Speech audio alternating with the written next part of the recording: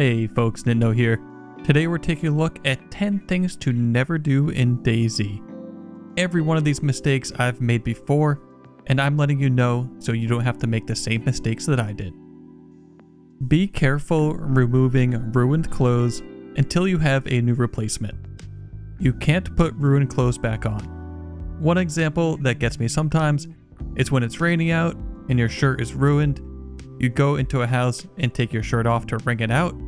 Now you can't put it back on. If you've got a full inventory, this can be a real pain and force you to drop some loot. One thing you can do in a pinch is to make improvised clothing in this situation by combining rags.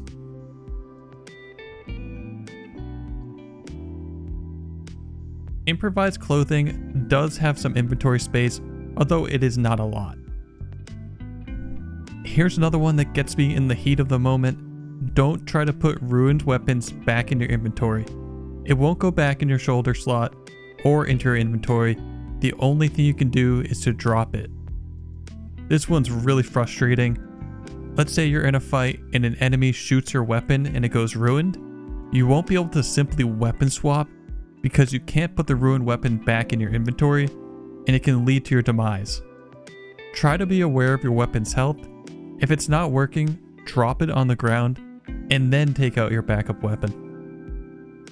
Keep in mind that removing car radiators will dump out all of the water in it. You'll have to fill it up completely again to get it going.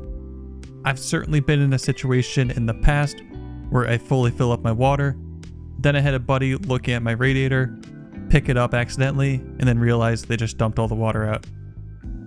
If you've only got a plastic water bottle to fill up the radiator with, it can take a lot of trips back and forth to fill it back up. Don't try to disarm badly damaged landmines. Landmines have a chance to take durability damage each time they're disarmed. The more durability that a landmine already has, the more risk you have of it blowing up. So it's best not to risk it and just don't disarm landmines that are already badly damaged.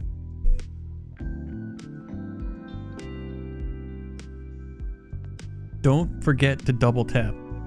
Get to know the sign, high five, he's still alive. When a survivor is knocked unconscious, they will have one of their hands above their head and it looks something like this. I'll be honest, I'm not the best at spotting the high five. In the heat of the action, when there's multiple players around, sometimes I just figure it's better to be safe than sorry, and I'll end up double tapping someone that's already dead. Personally, I'd rather do that than run into a situation where the dude's only knocked out and have them waking up on me. Just remember, look for the high five and they're still alive. Avoid eating with bloody hands. This will get you sick with salmonellosis.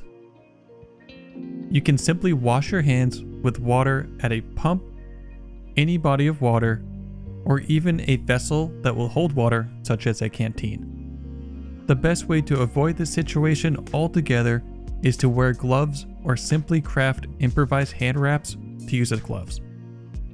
To do that, simply combine 2 rags and you'll have the option to craft gloves.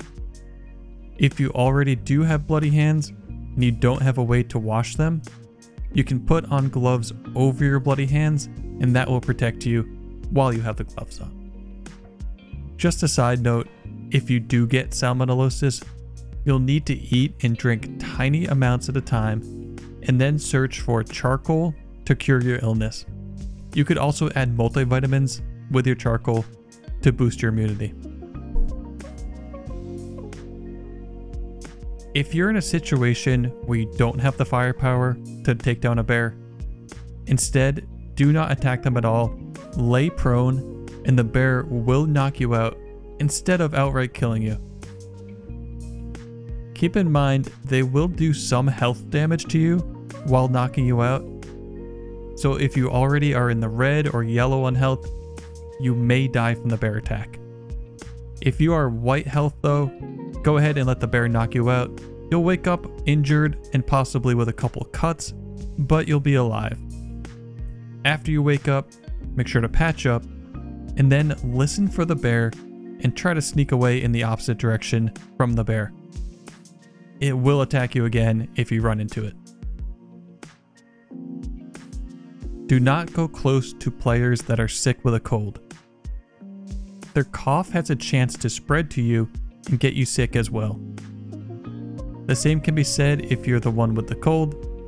Try not to get your buddies sick and keep your distance.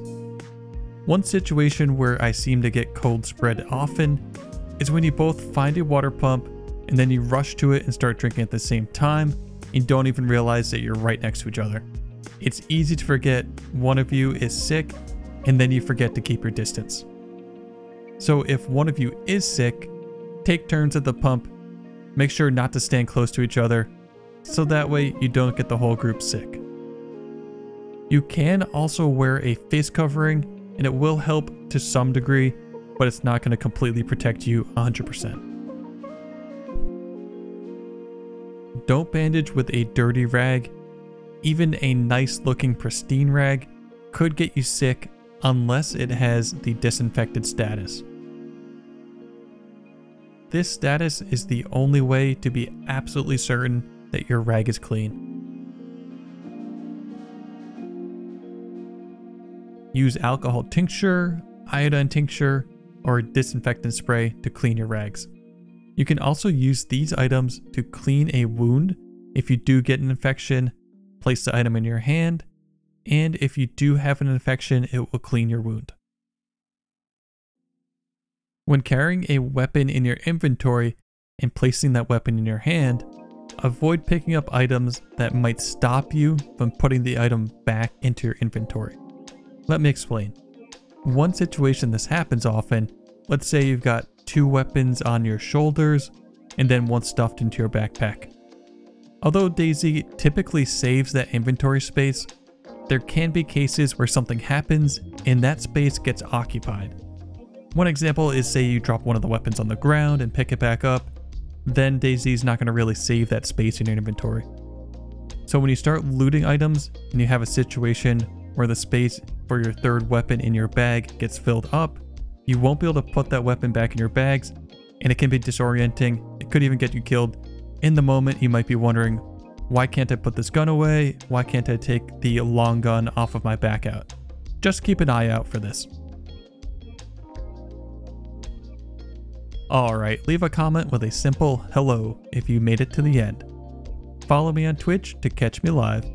Subscribe to the channel and snipe the like button. Thank you and have an awesome day. Peace.